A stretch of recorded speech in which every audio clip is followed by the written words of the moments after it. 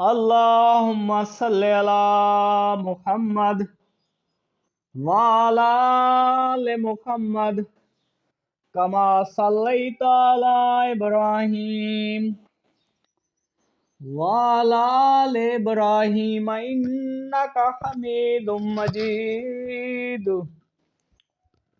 اللہم بارک علی محمد وعلی آل محمد کما بارکت علی ابراہیم وعلی آل ابراہیم انک حمید مجید۔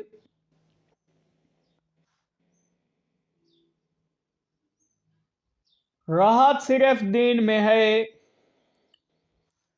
اللہ تعالیٰ کا ارشاد ہے، بے شک زندگی گزارنے کا اللہ تعالیٰ کے ہاں سب سے بہترین طریقہ اسلام ہے۔ نئے سرور کائنات جناب رسول اللہ صلی اللہ تعالیٰ علیہ وسلم نے ارشاد فرمایا کہ تمام زمانوں تمام صدیوں میں سب سے بہترین زمانہ، سب سے بہترین صدی وہ میری صدی ہے۔ اس سے بہتر صدی، اس بہتر قرآن اور اس بہتر زمانہ نہ پہلے گزرا اور نہ آئندہ آئے گا۔ یہ دو ارشادات ہیں، ایک اللہ تعالیٰ کا ارشاد ہے اور دوسرا اللہ تعالیٰ کے رسول صلی اللہ علیہ وسلم کا ارشاد ہے۔ ان دونوں کو اگر ملائیں تو بات بہت واضح ہو جاتی ہے کہ اللہ کے ہاں جو دین اور طریقہ ہے وہی ہے جسے محمد رسول اللہ صلی اللہ علیہ وسلم نے اختیار کیا ہے۔ یہی وجہ ہے کہ آپ صلی اللہ علیہ وسلم یہ ارشاد فرما رہے ہیں کہ تمام زمانوں میں سب سے بہترین زمانہ میرا یعنی محمد رسول اللہ صلی اللہ علیہ وسلم کا زمانہ ہے۔ غور کیجئے کہ پوری دنیا میں جتنے بھی انسان ہیں، کالے ہوں، سفید ہوں، مشرقی ہوں، مغربی ہوں، شمال میں ہوں، جنوب میں ہوں، مسلمان ہوں یا کافر ہوں، ہر آدمی، ہر انسان اس دنیا میں راحت چاہتا ہے۔ دنیا میں کوئی بھی آدمی ایسا نہیں ملے گا جو یہ چاہے کہ مجھے تکلیف پہنچے۔ یہ جتنی بھاگ دوڑ ہے، جتنی محنت ہے، جتنی کوشش ہے، جتنی ایجادات ہے، ان سب کے پیچھے اگر کوئی فلسفہ ہے تو یہی کہ مجھے زیادہ سے زیادہ راحت مل جائے۔ ایک دور تھا کہ لوگ بیل گاڑیوں میں سفر کرتے تھے، اب بھی ایسے لوگ زندہ ہوں گے جنہوں نے بیل گاڑی میں سفر کیا ہوگا۔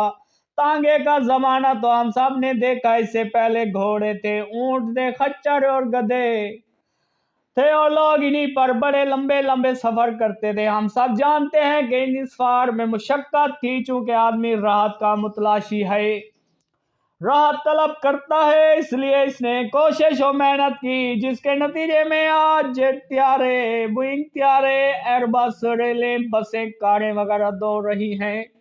چنانچہ آج سب سے پہلے جو سفر ہوا کرتا تھا، اس سفر میں اور آج کے سفر میں زمین و آسمان کا فرق ہے۔ میں نے ایک مثال دی، ورنہ زندگی کے ہر شعبے میں ہر آدمی یہ چاہتا ہے کہ میں راحت میں رہوں، آرام میں رہوں، سکون میں رہوں۔ یہاں آدمی سے ایک بہت بڑی غلطی ہوتی ہے، یہ وہ سمجھتا ہے کہ اگر میں نے مذہب کو اختیار کیا تو میری ساری رات ختم ہو جائے گی۔ یہ بہت بڑی بھول ہے، یہ بہت بڑی غلطی ہے۔ یہی سے راستے تبدیل ہو جاتے ہیں، ایک جنت کا راستہ ہے، ایک جہنم کا راستہ ہے۔ اس غلط سوچ کی وجہ سے انسان غلط راستے پر چل نکلتا ہے۔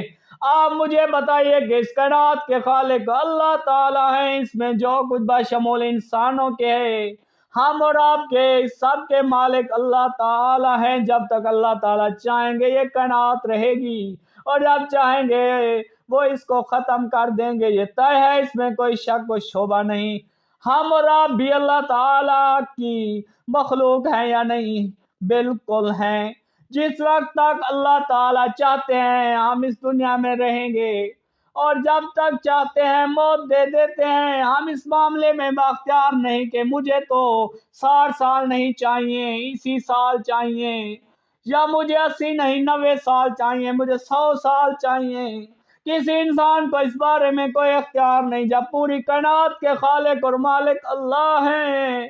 میرے اور آپ کے خالق اور مالک اللہ تعالیٰ ہیں، تو کیا اللہ تعالیٰ مجھے اور آپ کو راحت نہیں دینا چاہتے؟ عقل کے خلاف بات ہے کہ اللہ تعالیٰ میرے خالق بھی ہوں، مالک بھی ہوں، میری زندگی اور موت کا اختیار بھی ان کو ہو، اور اللہ تعالیٰ مجھ سے آپ سے 70 ماہوں سے زیادہ محبت کرنے والے بھی ہوں۔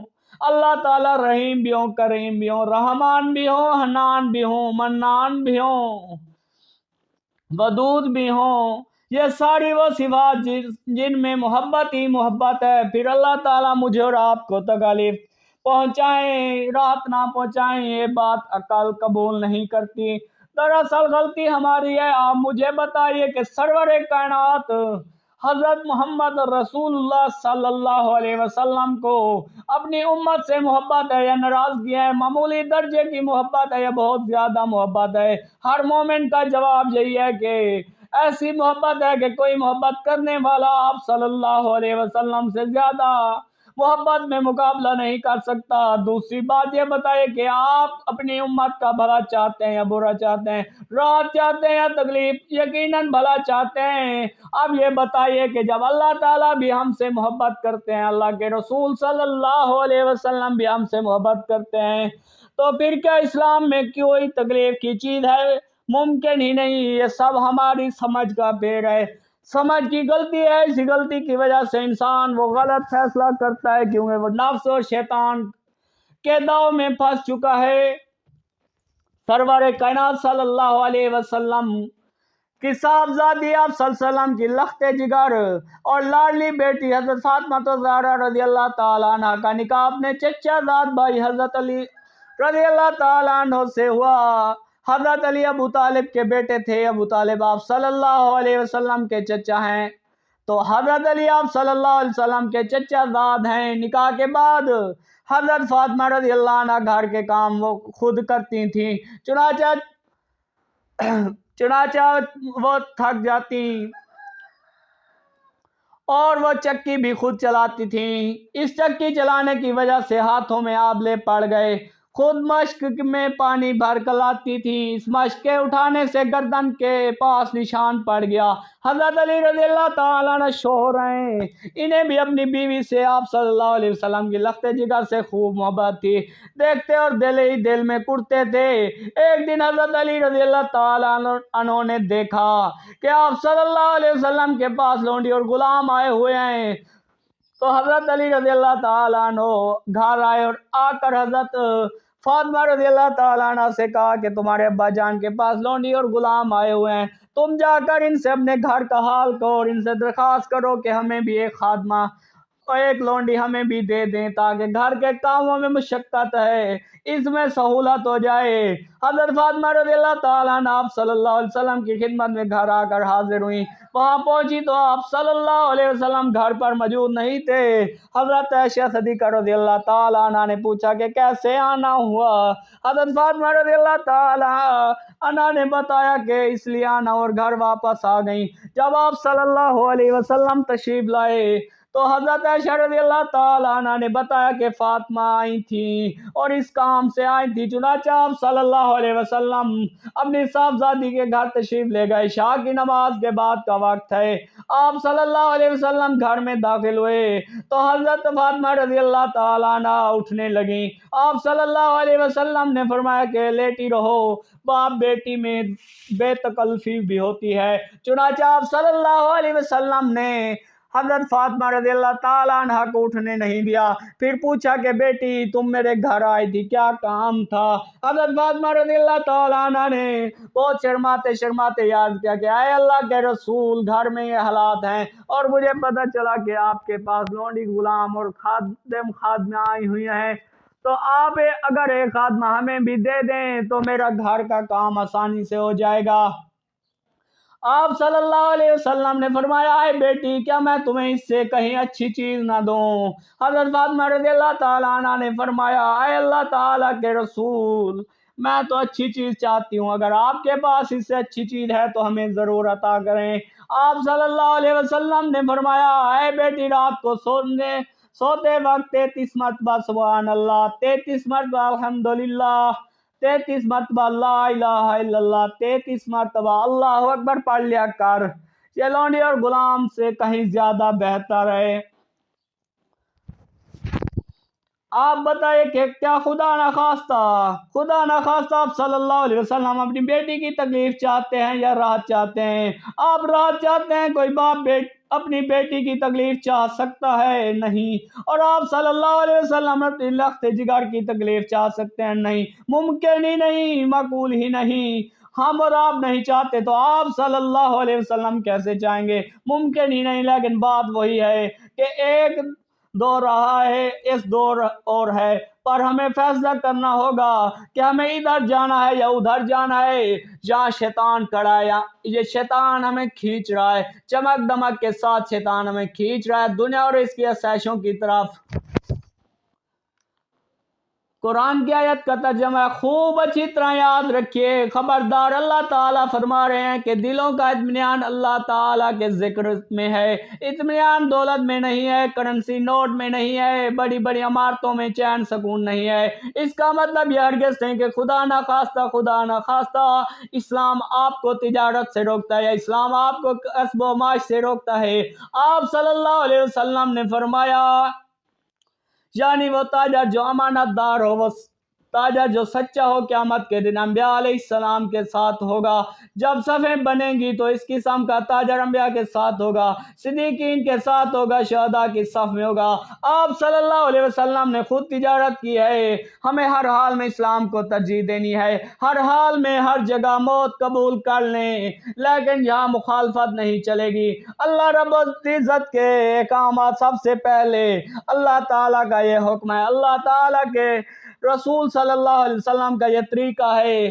ہم کسی کا حکم نہیں مانیں گے، اللہ کا حکم مانیں گے، ہم اللہ کے رسول صلی اللہ علیہ وسلم کے طریقے پر چلیں گے۔ آپ صلی اللہ علیہ وسلم بتائیے کہ اللہ کے رسول نے ارشاد فرمایا، سب سے بہترین دور، سب سے بہترین زمانہ میرا زمانہ ہے۔ کیا آپ یہ کہہ سکتے ہیں کہ آج کی اس جدید ترین دنیا میں یہ زمانہ اس سے بہتر ہے؟ ممکن ہی نہیں۔ عدالتیں بھری پڑی ہیں، جیلیں بھری پڑی ہیں، پاگل خانے بھرے پڑے ہیں، ہر آدمی ڈپریشن کا شکار ہے، دوائیں کھا رہا ہے، گولیاں کھا رہا ہے۔ یہ طے ہے کہ اللہ تعالیٰ کے احکامات پر چلنے ہی میں کامیابی ہے، اللہ تعالیٰ کے رسول اللہ صلی اللہ علیہ وسلم کے طریقے پر چلنے ہی میں کامیابی ہے۔ ہم میں سے بہت سے لوگ وہ ہیں جنہوں نے اسلام کو پڑھا ہی نہیں، بس اتنا جانتے ہیں کہ آپ صلی اللہ علیہ وسلم ہمارے نبی ہیں۔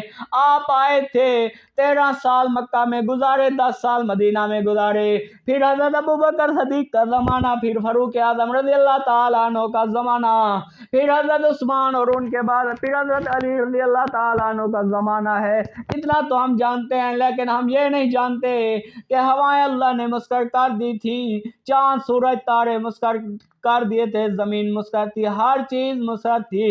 آج کیا ہے؟ جدید ترین ایجادات ہیں، بارش کی پیش گویاں کی جاتی ہیں، آلات ہیں، سب کچھ ہے، مگر کیا بارش ہو رہے کر سکتا ہے؟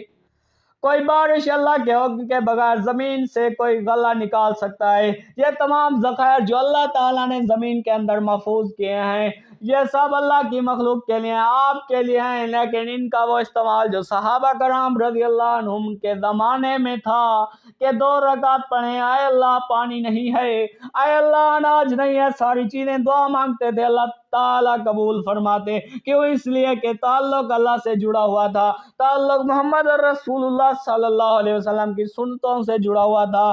ہم ان چیزوں سے واقف نہیں کہ وہ زمانہ کیسے گزارا ہے۔ آج ساری چیزوں کے ہوتے ہوئے ہم محتاج ہیں۔ امید کرتے ہیں آج کی ویڈیو آپ کو